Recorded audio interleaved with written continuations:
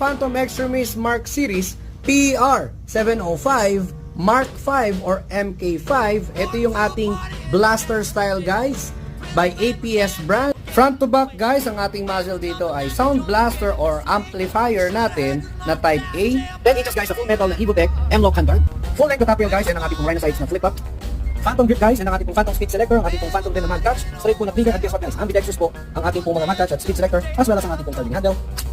Full metal guys, ang ating pong body receiver, and ang ating pong hapon sa UMAG guys, so 300 rounds magazine. RS2 stock guys. Battery compartment is located here at the back. Just pull the pin and then there you have it. Mark 5 guys shoots out of the box 380 to 450 fps.